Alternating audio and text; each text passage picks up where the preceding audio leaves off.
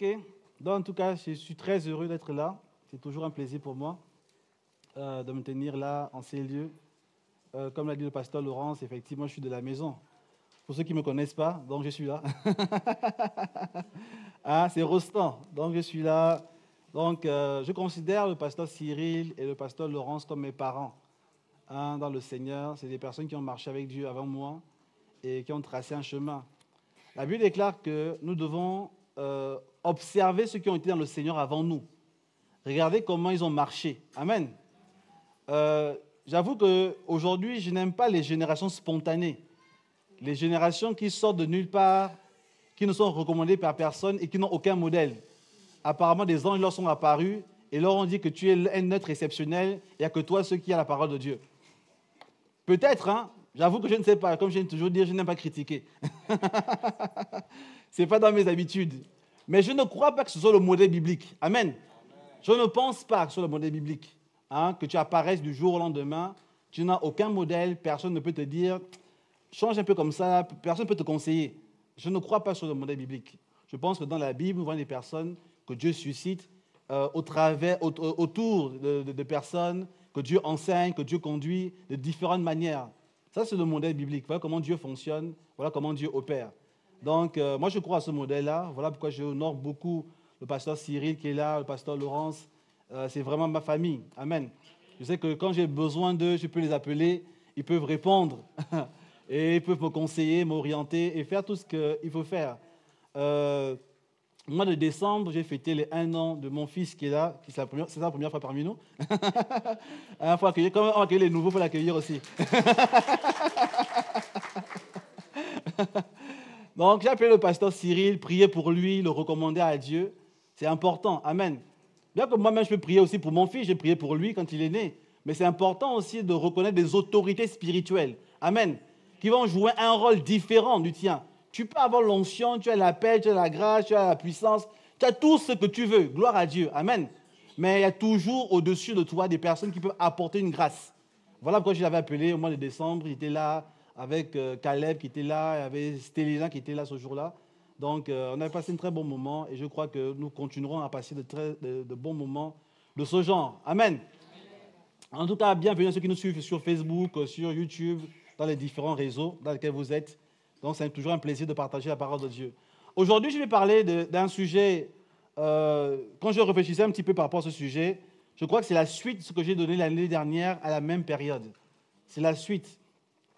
Parce que nous sommes dans un temps qui nous emmène à réfléchir. Amen. Nous devons réfléchir sur les événements. Nous devons réfléchir sur les situations. Et nous devons observer. Nous ne sommes pas, parce que nous sommes à l'église, nous sommes chrétiens, nous ne vivons pas en dehors du monde. Est-ce qu'on voit ceci? Nous ne vivons pas en dehors du monde. Les choses qui touchent le monde nous touchent aussi nous concernent. Les situations du monde, je pense que quand je suis venu l'année dernière, nous étions en plein confinement. Hein? Non, je ne sais pas. C'était confinement, c'était le Covid. Donc, c'était le niveau, on était vraiment dans les, je ne sais pas quoi, deuxième vague, troisième vague, je ne sais plus quelle vague c'était. Donc, bon, apparemment, aujourd'hui, le Covid a disparu. Donc, bref, je ne sais pas. Mais apparemment, il risque de réapparaître au mois de juin. Donc, bref. Mais nous sommes dans une période particulière dans l'histoire. Et nous devons aussi être conscients de cela. Nous devons avoir un regard différent de la société. Nous devons avoir un regard. Comme je le disais, j'étais avant-hier dans une émission bref, une web TV qui m'a invité. J'expliquais certaines choses. Je parlais un peu du même thème en réalité. Je disais que quand le Covid est arrivé, beaucoup de gens ont commencé à prêcher sur Apocalypse. Apocalypse, ont commencé à réfléchir. Et c'est vrai qu'en fait, ça a amené plusieurs à s'interroger. Est-ce qu'on voit ceci? S'interroger sur la vie. Parce que peut-être que plusieurs ici, ou quelques-uns, ont perdu des proches, ont perdu des parents. Je me rappellerai toujours de ce jeune homme de 27 ans, qui avait 1 an, qui était marié depuis 1 an, fils de pasteur, qui avait perdu la vie pendant cette période-là. Ça nous avait bousculé quand même. Je dis, waouh, punaise, Seigneur, qu'est-ce qui se passe ici? Donc, les choses sont arrivées. Et nous, en tant qu'Église, nous n'avons pas été épargnés. Et les choses nous ont ébranlés aussi quelque part. Il faut être sincère, n'est-ce pas? Nous ont ébranlés, les choses nous ont fait peur.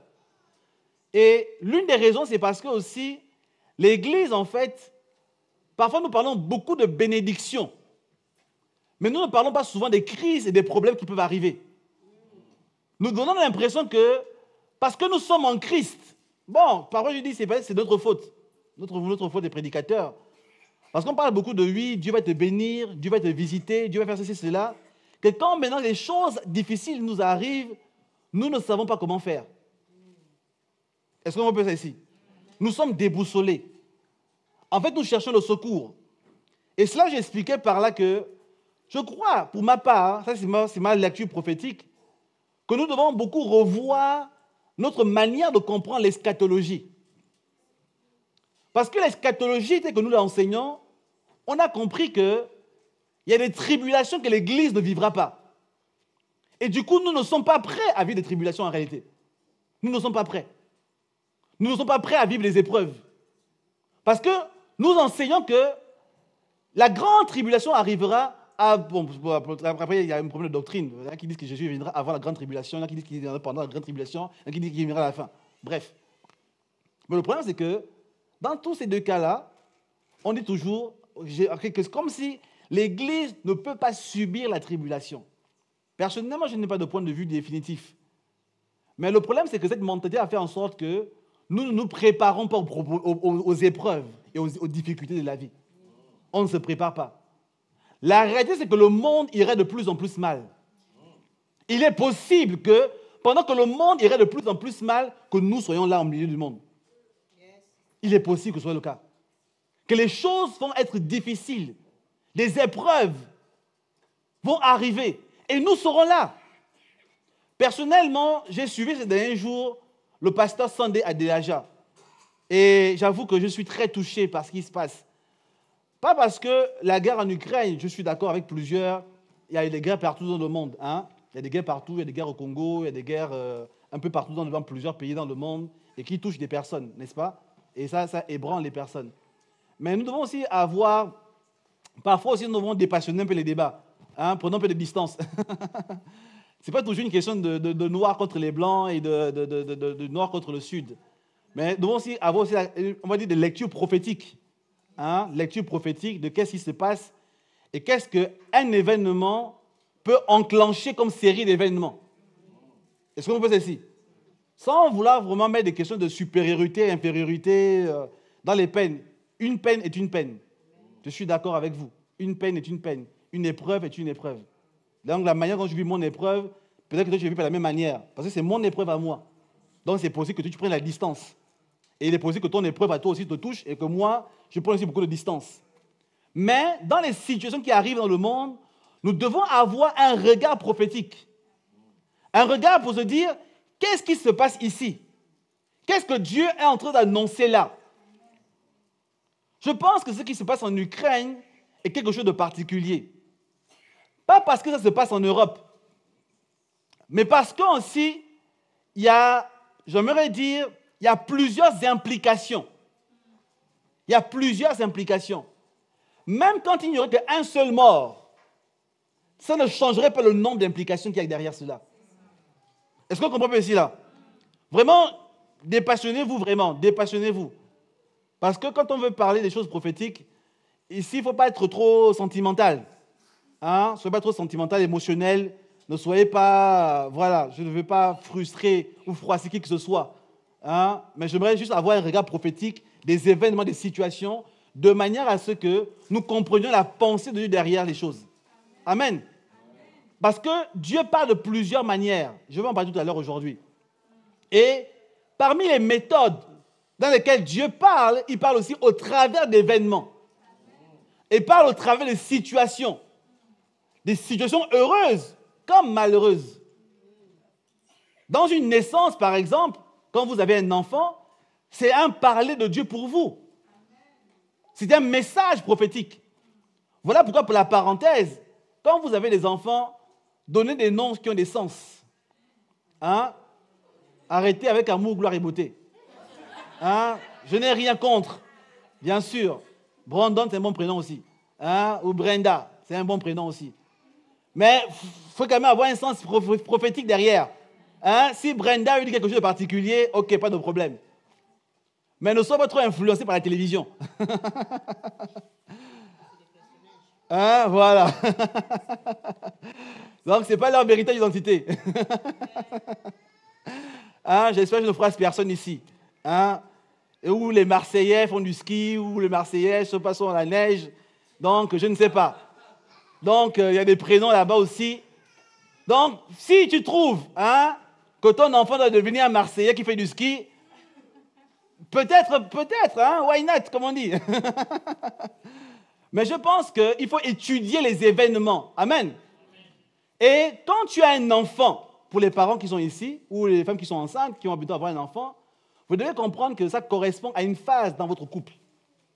Ça correspond à une phase. Et une fois que tu étais célibataire, une fois que tu étais marié, une fois que tu as eu ton premier enfant, ton deuxième enfant, ton troisième, et ainsi de suite. Et chacune de ces phases, chacune de ces naissances correspond à quelque chose. Voilà pourquoi, comme vous le dites dans la Bible, quand il y avait des naissances et on donnait un nom à l'enfant, on disait « c'est parce que l'Éternel a fait ceci ». Est-ce que quelqu'un a remarqué ça? Parce qu'à chaque fois, les patriarches, en fait, liaient les naissances aux choses qu'ils vivaient à ce moment-là. Liaient les circonstances par rapport à ce qui se produisait autour d'eux. Parce qu'ils avaient une lecture prophétique. Et je crois que nous devons retourner à cette lecture prophétique des événements et des situations. Nous devons comprendre qu'est-ce que Dieu est en train de nous dire. Dans de bons événements, comme dans des événements qui sont difficiles aussi. Il y a toujours un message prophétique de la part de Dieu. J'écoutais le pasteur Sandel Delaja, pour commencer par là. J'écoutais son message qu'il a fait à son église. Moi, ça m'a touché. J'étais à la pharmacie. Moi, je suis sorti de la pharmacie, j'écoutais. Bon, je me suis dit, bon, là, ça devient sérieux aussi. Il a fait un message à son église. Je ne sais pas s'il y en a qui ont regardé ce message-là. Il faut regarder. C'est vrai que c'est en anglais. Il parle en ukrainien et il y a une voix off qui fait, voilà, en anglais. En fait, il dit à l'église que c'est fini, en fait. Il rentre dans une nouvelle phase. Cette guerre en Ukraine, c'est vrai que ça le touche. Mais que maintenant, lui, aujourd'hui, Dieu l'appelle à autre chose. En fait, il commence à parler, il parle de manière prophétique à l'église d'Ukraine. Il explique par là que l'Ukraine est la nation la plus chrétienne et la plus évangélique d'Europe. Et qu'il voyait dans son esprit que les chrétiens d'Ukraine vont venir ici en Europe comme une larve qui va couler. N'est-ce pas? Et qui viendront quelque part apporter quelque chose ici, on va dire, au christianisme européen. Ils vont participer à l'émergence d'un mouvement spirituel ici. Et dans la lecture prophétique, il montrait par là que cette guerre, bien qu'elle nous déstabilise, bien que nous soyons touchés, mais en même temps, c'est le temps de Dieu pour que l'Église aille à notre niveau. Et c'est là que tu comprends par là que le gars a bâti des disciples. Parce qu'à ce moment, quand l'Église, il n'y a plus de réunion le dimanche, il reste quoi? Parce qu'il y a ceux qui vivent que le dimanche matin là. Hein? C'est là où chacun doit réfléchir. Si ta foi est liée au dimanche matin, quand il n'y a plus le dimanche matin, tu deviens païen ce jour-là. Tu deviens païen le même jour. Parce que toi, tu es accroché au dimanche matin. Ça montre ici à quel moment qui est devenu disciple de Christ et qui ne l'est pas devenu. Parce qu'il n'y aura plus de pasteur derrière toi. Tu deviens à ce moment ton propre pasteur. Tu prends ta destinée en main. Et il disait dans ce message, ceux qui veulent rester en Ukraine, qu'ils restent. Ceux qui ressentent leurs besoins de leur cœur de partir, qu'ils partent. Mais que quel que soit ce que tu vas faire, continue à servir Dieu. Je résume vraiment la chose. Et ce qui m'a touché dans ce message, c'est la lecture prophétique. Parce que le gars, bon, vous l'avez vu ici, n'est-ce pas? Le gars avait quand même l'église la plus grande d'Europe. Le gars était, on va dire, entre guillemets, c'était un Africain qui a réussi en Europe. Hein? Pour dire comme ça là. C'est un Noir qui a réussi en Europe. Du jour au lendemain, tu perds tout ce que tu avais. Tu vois un peu ça? Mais dans de telles situations, il y en a qui vont finir par le suicide. Dans de telles situations, il y en a qui sont tellement déprimés qu'ils vont dire non, Dieu n'existe pas. Dans de telles situations, il y en a qui vont se sentir tellement touchés qu'en fait, ils peuvent prendre de très mauvaises résolutions. Mais lui, dans cette situation-là, il a fait ce qu'on appelle un décryptage prophétique. Il a comparé ce qui s'est passé là en Ukraine à ce qui s'est passé à Jérusalem en l'an 70, quand le général Titus a détruit Jérusalem.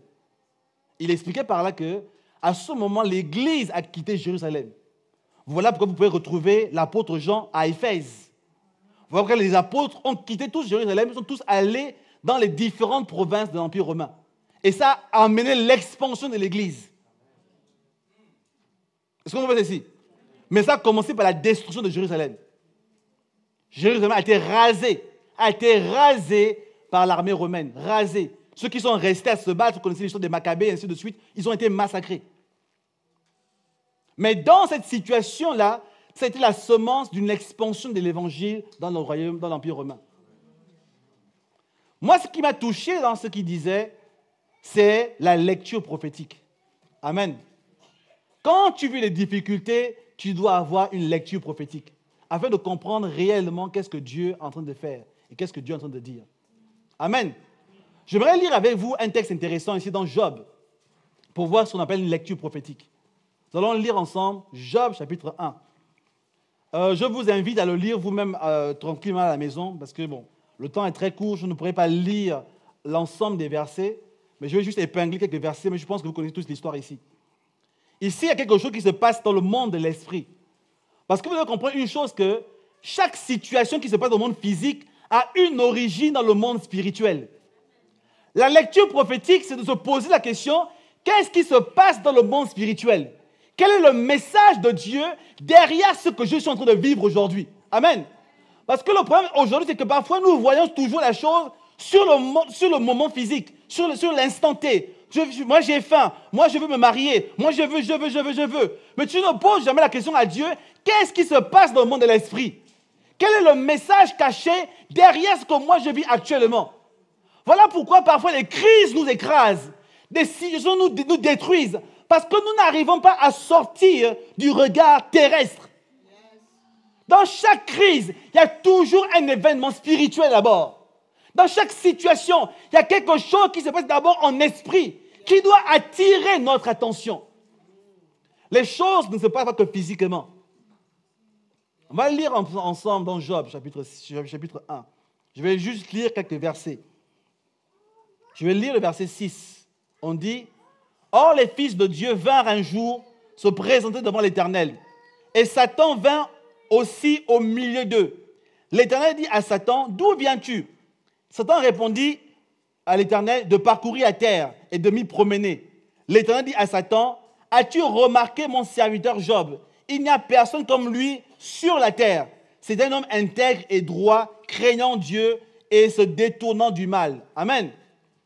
Ici, il y a une conversation au ciel entre deux personnages apparemment qui ne sont pas censés se parler.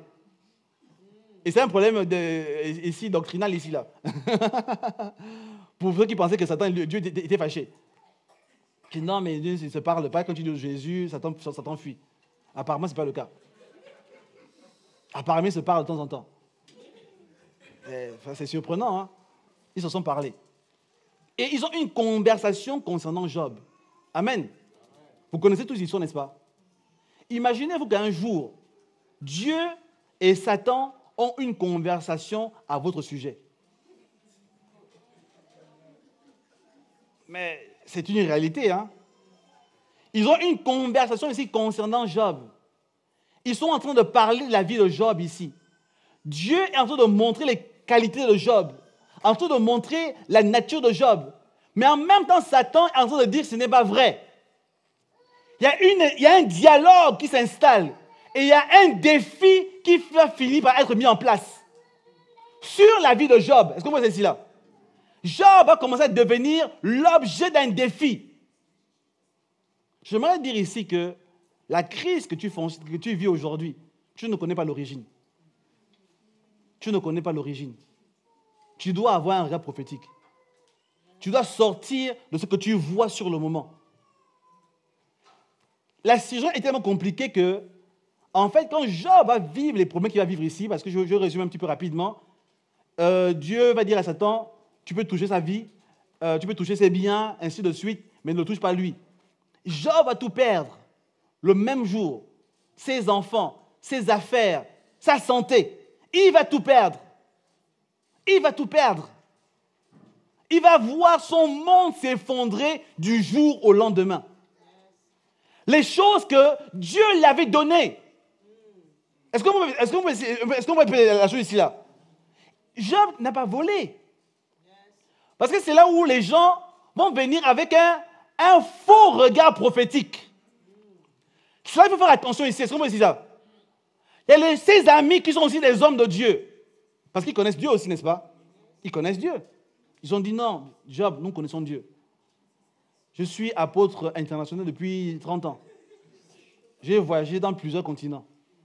J'ai vu des choses extraordinaires.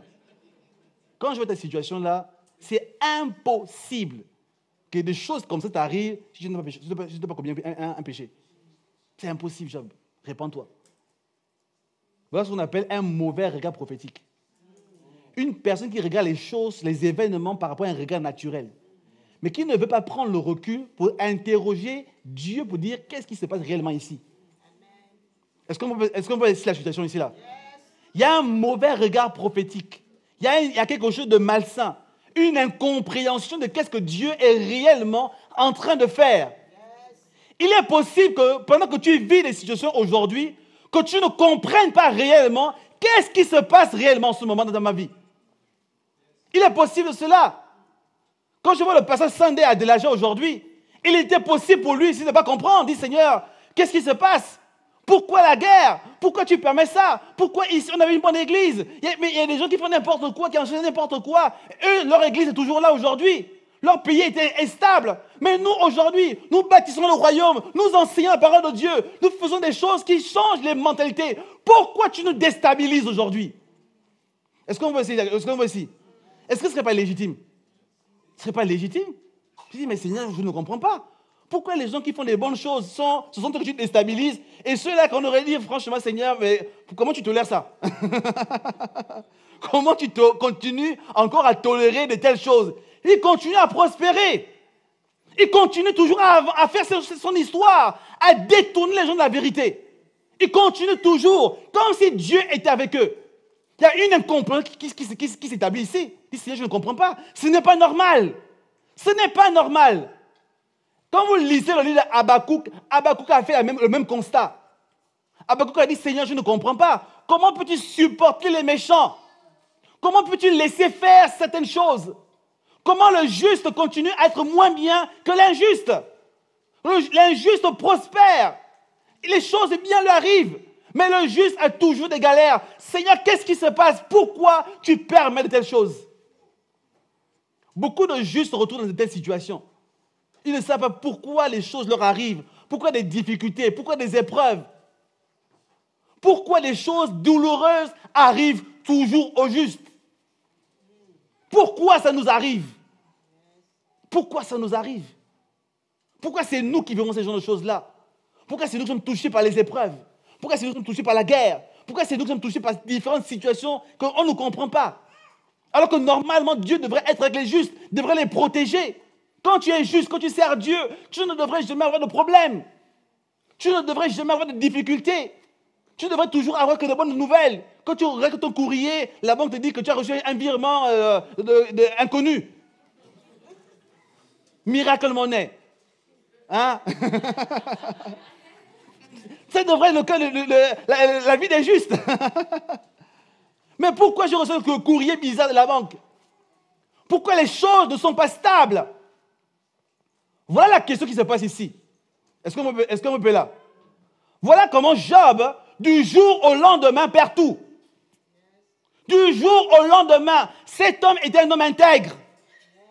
C'était un homme juste. C'est Dieu lui-même qui le dit. Là, ce n'est pas les hommes qui ont dit que non, c'est Rostand, c'est un gars bien. Non, ce n'est pas les hommes. Là, c'est Dieu lui-même qui rend témoignage de Job.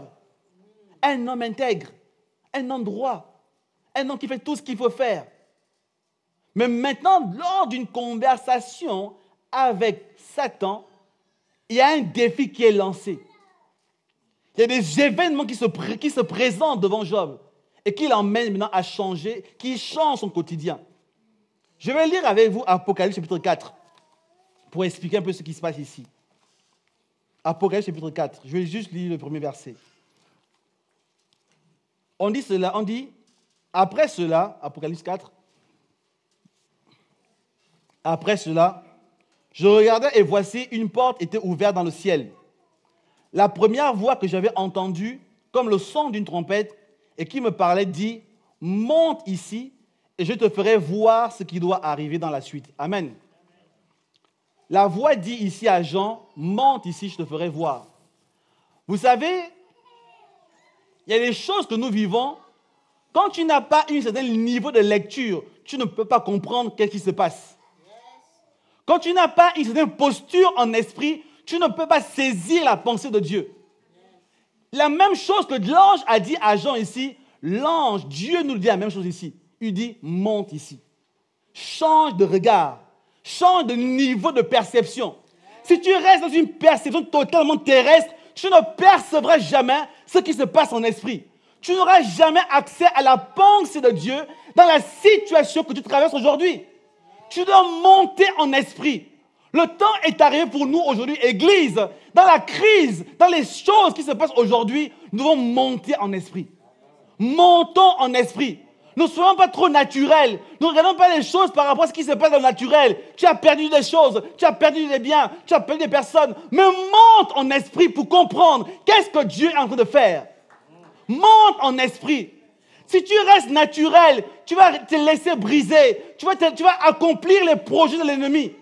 Et le diable aura raison sur toi. Il dira à Dieu, tu vois, je t'avais bien dit. Il est accroché à toi parce qu'il a ceci, parce qu'il a cela. Il t'aime parce qu'il a des biens, parce qu'il a des mariages, parce qu'il a des enfants, il a toutes ces choses-là. Voilà la raison pour laquelle il est accroché à toi. Maintenant, aujourd'hui qu'il a perdu ces choses-là, on a aujourd'hui, voilà qu'il t'a abandonné. Amen. Le pasteur Sandy a compris une chose. Il a compris que son ministère devait changer de forme. Amen. Qu'est-ce que Dieu te dit dans ta crise à toi? Quel est le message de Dieu dans la crise que tu vis? Quel est le message? Est-ce que tu es monté en esprit pour voir ce qui se passe? Ou es-tu resté naturel? Es-tu resté dans les choses de la terre? Es-tu resté terre à terre? Dieu parle en ce moment. Dieu parle à la terre. Dieu parle aux nations. Mais pour saisir le message de Dieu, nous devons changer de perception des choses. Si tu restes toujours terre à terre, sur ta douleur personnelle, sur les choses que tu vis, tu ne comprendras pas le message de Dieu. Prends de la distance et étudie ce que Dieu est en train de te dire. Vous savez, Dieu parle de plusieurs manières. Malheureusement, dans l'Église, nous sommes surtout habitués à écouter la parole de Dieu, les prophéties. Mais nous ne sommes pas habitués à écouter Dieu dans les circonstances. Nous ne sommes pas habitués à écouter Dieu dans les circonstances. Dans le Job, chapitre 33, verset 14, notez juste le verset, je ne vais pas le lire, on dit que Dieu parle tantôt d'une manière et tantôt d'une autre. Mais on y prend point garde. Est-ce qu'on voit ici? Dieu parle de plusieurs manières. Dieu parle par les songes. Il parle par les visions. Mais Dieu parle aussi par les circonstances de la vie. J'avais lu ce verset la dernière fois dans Matthieu 24, verset 33, où Jésus dit, quand vous verrez ces choses, n'est-ce pas? Quand vous verrez ces choses, il y a des choses dans la vie que tu rencontres, que tu vis, qui sont des messages de Dieu pour toi. Il y a des circonstances par lesquelles tu passes, qui sont des messages qui doivent t'emmener à réfléchir, qui doivent t'emmener à prendre des décisions. Il y a des choses par lesquelles tu passes, qui sont un message prophétique de Dieu pour toi. Voilà pourquoi c'est le temps aujourd'hui pour l'Église d'arrêter d'être naturel. Soyons spirituels. Soyons spirituels. Montons en esprit. Commençons à entendre Dieu selon le langage de Dieu. Dieu ne nous parlera pas selon le langage humain. Dieu ne nous parlera pas par rapport à ce que nous voulons, à la manière que nous sommes habitués. En réalité, les circonstances qui touchent la terre aujourd'hui, les crises qui frappent le monde aujourd'hui, sont un message de la part de Dieu. Et Dieu parle à tout le monde. Dieu parle au gouvernement. Dieu parle aux nations de la terre. Dieu parle à l'Occident en ce moment. Vous savez ça? Dieu parle à l'Occident. Dieu adresse un message à l'Occident. Maintenant, c'est aux dirigeants occidentaux de comprendre qu'est-ce que Dieu est en train de leur dire. Parce que s'ils ne saisissent pas le message prophétique de Dieu, des choses vont continuer à aller dans un mauvais sens. Dieu parle à l'Église. Dieu parle à l'Église pour dire à l'Église, il est temps de former des gens, des disciples.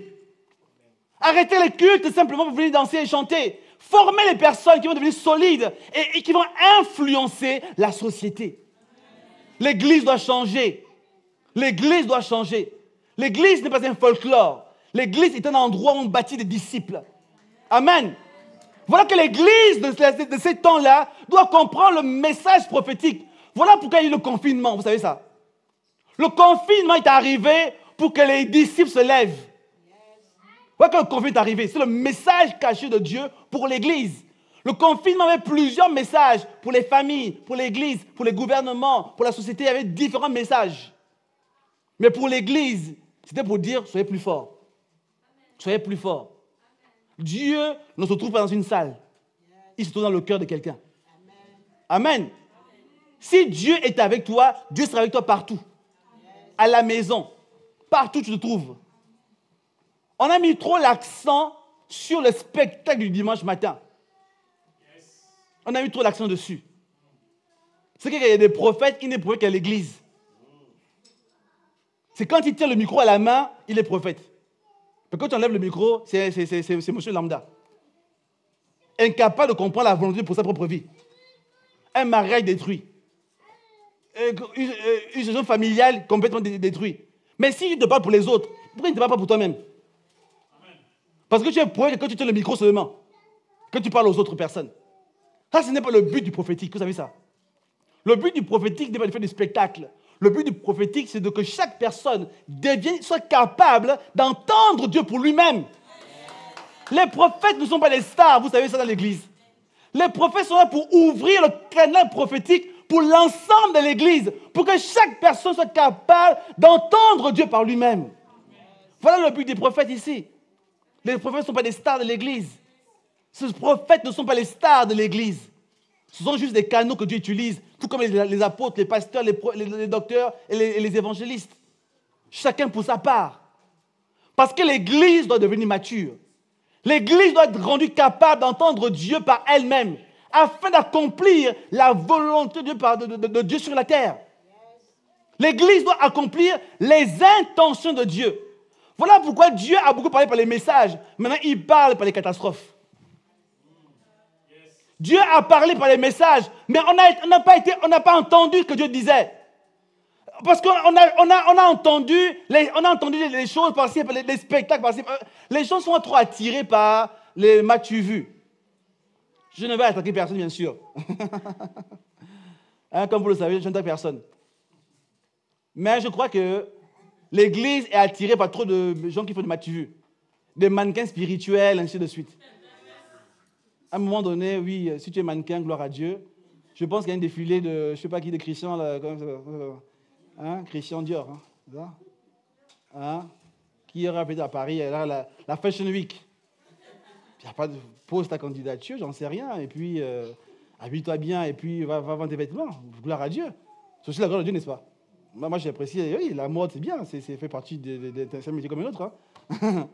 Mais laisse-nous l'Église. Laisse-nous la parole de Dieu. Laisse-nous enseigner la parole de Dieu. Parce que c'est une œuvre sérieuse ici, là. Amen. Quelque chose de sérieux ici. Donc Dieu a beaucoup parlé dans les églises, mais les gens n'ont pas entendu la voix de Dieu. Maintenant, Dieu parle à la terre aujourd'hui. La voix de Dieu se fait entendre d'elle-même. Elle se fait entendre dans les circonstances en ce moment. Elle se fait entendre par les guerres. Les guerres, en réalité, même si les guerres, c'est vrai que les guerres sont destructrices. Les guerres amènent des morts, ainsi de suite. Mais les guerres sont un message de Dieu. Vous savez ça? Les guerres sont un message de Dieu. Quand Dieu a amené Israël en captivité, c'est un message. Un message pour Israël. Quand chaque chose qui se produit sur la terre arrive, c'est un message de la part de Dieu. C'est un message. Et aujourd'hui, Dieu est en train de parler. Amen. Dieu est en train de parler. Et maintenant, Dieu veut attirer le regard de chacun d'entre nous. Dieu veut attirer notre regard. Dieu veut nous interpeller aujourd'hui. Maintenant, je ne sais pas par quoi tu passes en ce moment.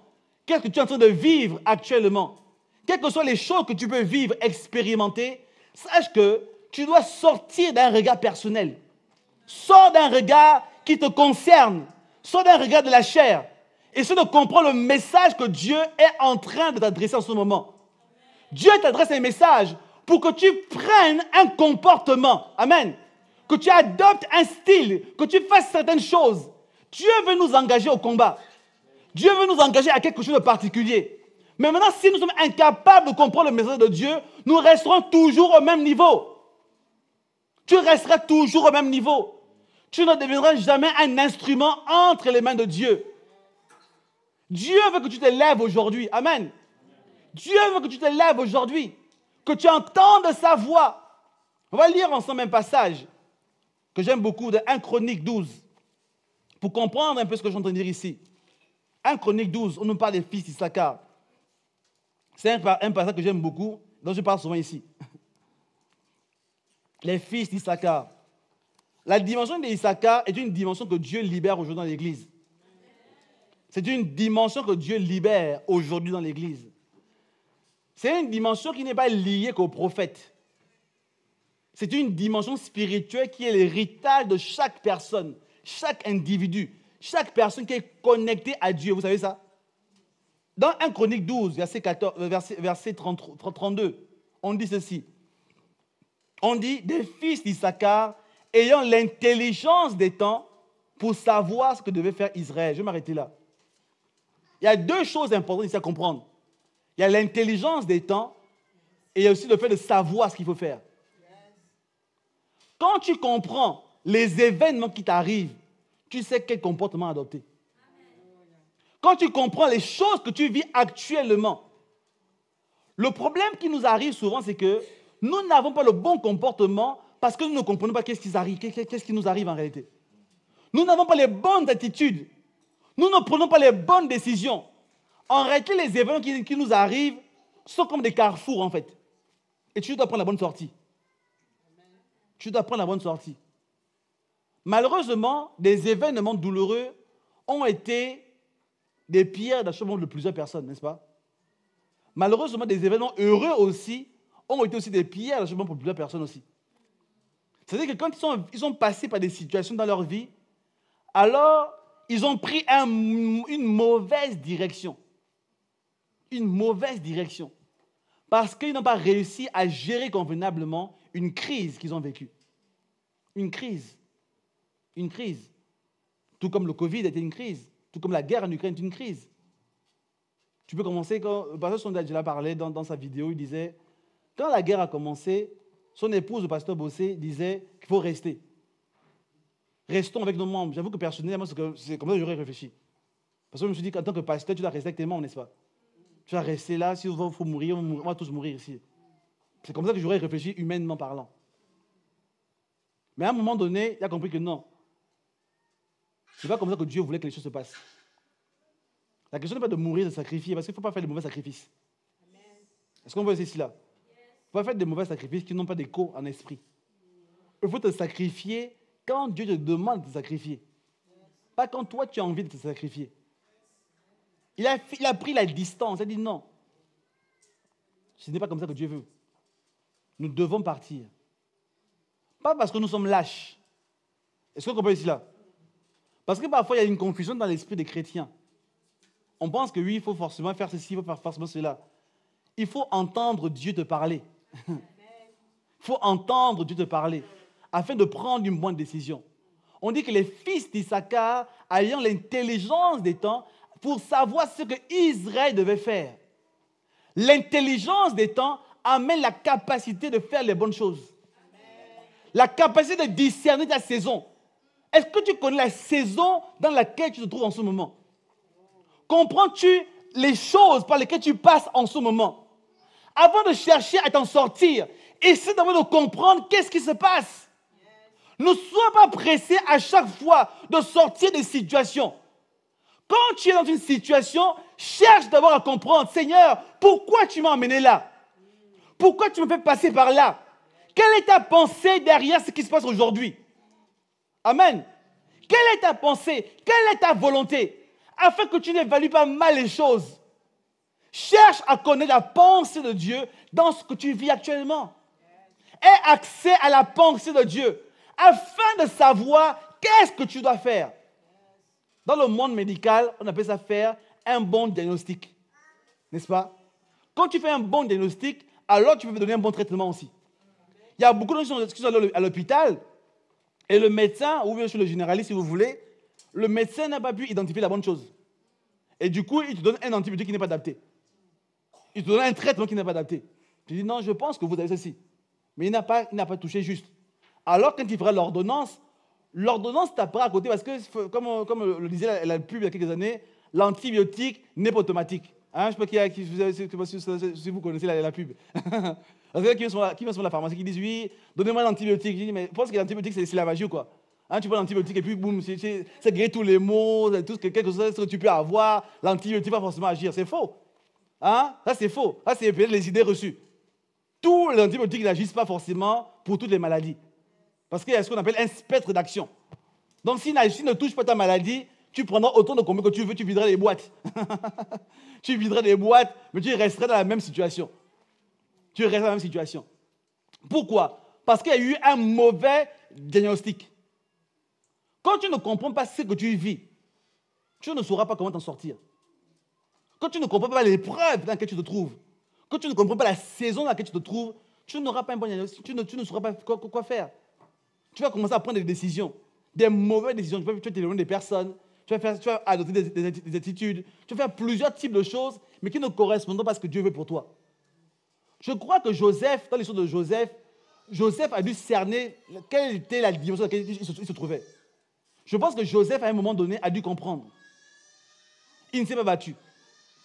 Joseph a dû saisir la pensée de Dieu le concernant.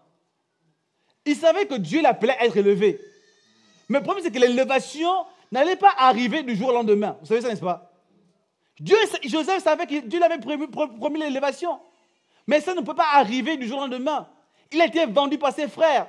Il a reçu Potiphar. Mais Joseph, à chaque fois qu'il était quelque part, Joseph a été à l'aise. Il a été à l'aise. Même si Dieu t'a promis l'élévation, quand tu passes par des épreuves, sois à l'aise dans ton épreuve. Ne commence pas à murmurer. Ne commence pas à maudire Dieu. Ne commence pas à donner des paroles mauvaises. Comme les amis de Job ont voulu amener Job à faire. Ou on dit, la femme de Job a dit à Job, maudit Dieu et meurt. Quand tu gères mal ton épreuve, quand tu ne comprends pas la situation qui est cachée derrière ton épreuve, tu ne réussiras jamais à avoir la puissance cachée dans l'épreuve aussi. Tu n'auras pas la puissance parce que chaque épreuve a une puissance qu'elle contient. Chaque épreuve a quelque chose de spécifique et un trésor qui est caché derrière chaque épreuve. Quand tu réussis à valider l'épreuve, tu obtiens un grade supérieur. Amen. On le voit, la nature nous enseigne, n'est-ce pas? On le voit, la nature nous enseigne. On va à l'école. Tu fais les cours. Après, tu passes à quoi? L'examen, n'est-ce pas? L'examen est là pour valider ton année. L'examen est là pour valider ton année. Si tu loupes l'examen, tu vas répliquer, tu vas refaire la même année. Tu ne réussiras pas à aller plus haut. Mais quand tu réussis ton examen, tu obtiens un grade supérieur, n'est-ce pas? Tu évolues dans ta scolarité. Tu ne peux pas évoluer avec Dieu quand tu ne valides pas les épreuves par lesquelles tu passes. Quand tu ne valides pas les épreuves, il y a les gens qui veulent avoir de l'élévation. Il y a les gens qui veulent avoir des postes. Ils veulent que Dieu le bénisse. Ils veulent le mariage. Ils veulent les enfants. Mais quand Dieu permet les épreuves dans sa vie, il craque. Il dit c'est trop dur. Je suis un humain seulement. Mais pourquoi tu aspires à des choses grandes alors? Reste donc sur place. Tu n'obtiendras jamais plus que cela. Tu n'obtiendras jamais plus si tu n'acceptes pas les épreuves dans la vie. L'église deviendra glorieuse parce que l'église passera par le feu. Vous savez ça? L'église de la fin des temps sera une église glorieuse, sans tache, ni ride, ni rien de semblable. Une église glorieuse, une église puissante. Mais c'est une église qui sera aussi éprouvée. C'est une église qui passera par des difficultés. C'est une église qui sera parfois déstabilisée, mais qui réussira à tenir ferme. Parce qu'Apocalypse dit, à celui qui vaincra, je donnerai. Quand tu ne peux pas vaincre, tu n'obtiendras jamais. Celui qui n'a pas la capacité de vaincre ne peut pas obtenir de la part de Dieu. Le problème avec Dieu, c'est que nous ne choisissons pas les épreuves par lesquelles nous passons, en fait. Nous ne sommes pas capables de choisir nos épreuves. Nous ne sommes pas capables de choisir nos épreuves. C'est la difficulté que nous avons, en fait. Moi, je peux pas choisir mes épreuves. Dire, Seigneur, moi, je préfère cette épreuve-là, épargne-moi. C'est Dieu, dans sa sagesse, qui choisit l'épreuve par laquelle nous devons passer. C'est très difficile, ce que je suis en train de dire ici. J'en suis conscient. C'est difficile, en fait. Parce que, comme le dirait le pasteur Sonda Delaja, il disait, une semaine avant la guerre, il était ici en France, c'est ça? Il était en France ici. Il était en France ici. C'est qu'en fait, il ne s'imaginait pas que ça va aller vite comme ça. Il ne s'imaginait pas. Parce que si c'était prévu, je pense que chacun allait faire tranquillement ses valises, tranquillement, tu fais les caisses, tu prends ton avion tranquillement et tu vas dans un pays. Mais du jour au lendemain, les choses ont changé. Du jour au lendemain. L'épreuve, nous ne la choisissons pas. On ne choisit pas les épreuves par lesquelles nous passons. Les épreuves, Dieu nous les impose. Dieu nous les impose. Job n'a pas choisi ce par quoi il est passé. Job n'a pas choisi cela. Job s'est levé un matin et les mauvaises nouvelles se sont alignées les unes après les autres. Les unes après les autres. Il y a eu ceci, destruction, c'est là. Là-bas, il perd un enfant. Bref, toutes les choses sont alignées les unes après les autres jusqu'à ce qu'il a perdu sa propre santé. Il n'a pas choisi son épreuve. De la même manière, toi aussi, tu ne choisis pas tes épreuves. Tu ne choisis pas les choses par lesquelles tu passes. Aucun de nous ne choisit. C'est Dieu qui est souverain et qui choisit les épreuves. Pourquoi Dieu choisit des épreuves? Il choisit des épreuves parce qu'il sait que tu as la capacité de surmonter ces choses-là. Dieu te connaît mieux que toi-même. Dieu connaît ton niveau. Il sait que tu as la capacité de supporter les événements par lesquels tu passes. Il sait qu'à l'intérieur de toi, il y a quelque chose de fort. Qu'il veut juste ressortir. Vous savez ça, n'est-ce pas? Dieu veut ressortir le meilleur de toi au travers des épreuves. Voilà pourquoi ne relâche pas. N'abandonne pas. N'abandonne pas. Tiens ferme dans l'épreuve. Sois dans la victoire et tu obtiendras. Tu obtiendras. Ne recule pas. Ne laisse pas les épreuves te changer. Si tu aimais Dieu, continue à aimer Dieu. Si tu avais la foi, continue à avoir la foi. Si tu t'es engagé à l'église, continue ton engagement à l'église. Quelles que soient les choses que tu avais, ne laisse pas l'épreuve te changer. Si l'épreuve te change, qu'elle t'améliore. Mais que l'épreuve ne te fasse pas reculer. Que l'épreuve ne te fasse pas abandonner les principes que tu tenais comme étant vrais. Que l'épreuve ne te fasse pas renier qui tu es réellement. Que l'épreuve ne te change pas en quelqu'un d'autre. Mais que l'épreuve soit le moyen pour toi de monter en esprit. Que l'épreuve soit l'échelle que Dieu dresse devant toi pour te faire monter dans sa présence. Que l'épreuve soit l'élément que Dieu te donne comme moyen pour obtenir ton héritage. L'épreuve et cette situation-là est la porte qui te donne l'accès à ton héritage.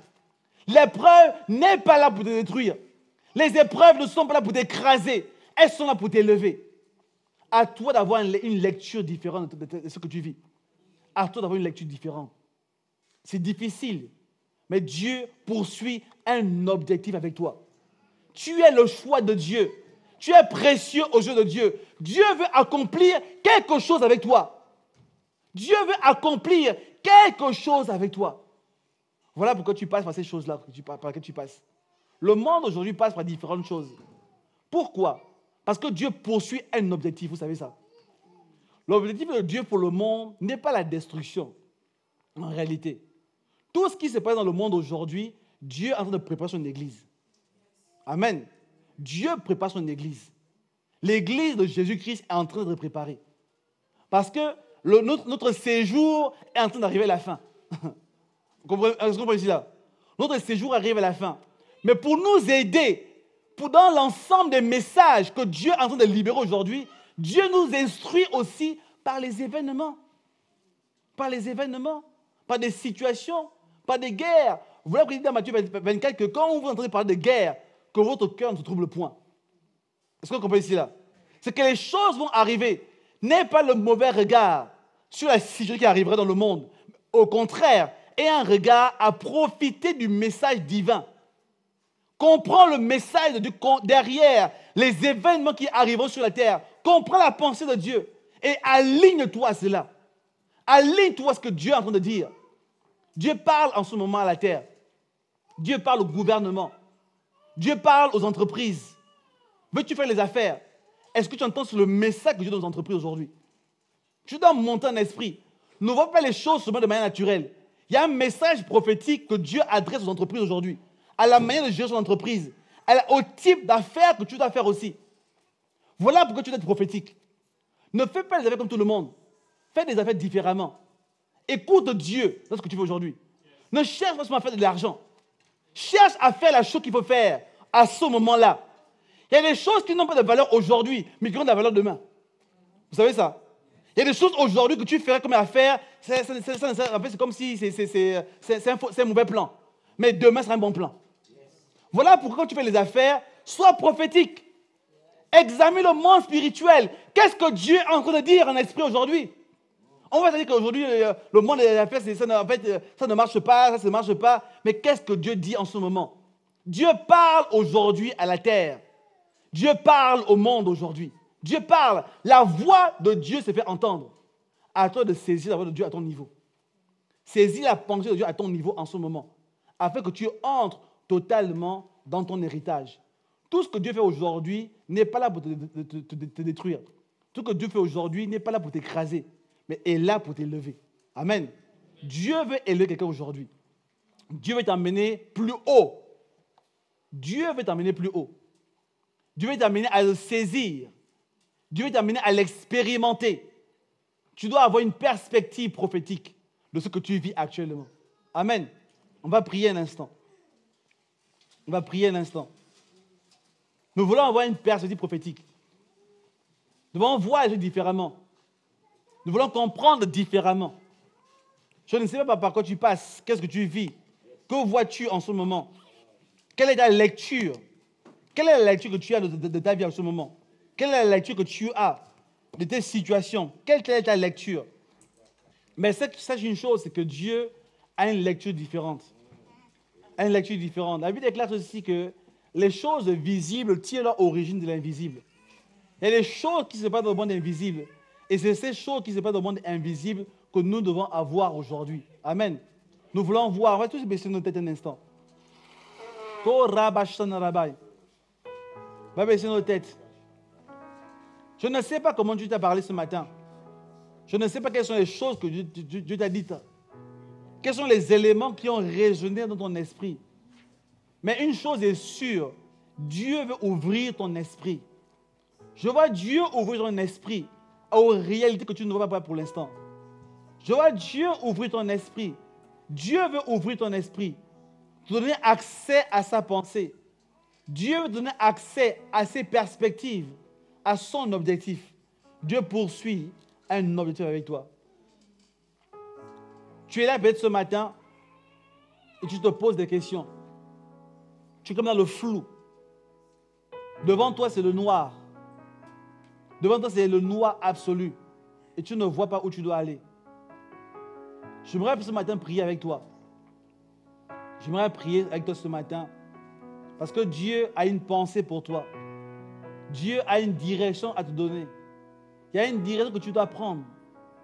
Il y a une direction que tu dois prendre qui est devant toi en ce moment. Si tel est ton cas, je veux que tu lèves ta main, tu te trouves dans ta chaise. Lève ta main, on va prier ensemble. Lève ta main. Il y a une direction que Dieu veut donner pour toi. Il y a une direction à prendre. Il y a une direction. Il y a une direction. Dieu veut t'orienter. Dieu veut te donner une direction. Ne sois pas attiré par la direction naturelle. Ne sois pas attiré par la direction qui a l'air évidente. Mais laisse la direction divine prendre place. Laisse la direction divine prendre place. Dans le nom de Jésus. Dans le nom de... Je prie maintenant, Seigneur, dans le nom de Jésus. Oh Père, tu vois chaque personne. Les mains levées. Au nom de Jésus, je prie. Je prie, Seigneur, que tu donnes ta main. Pose ta main sur leur cœur, dans leur vie, Père, et viens les visiter. Viens les transformer, Seigneur, dans le nom de Jésus. Je prie que tu opères au nom de Jésus des prodiges. Tu opères des transformations dans le nom de Jésus. Étends ta main, Seigneur. Étends ta main, Père, au nom de Jésus.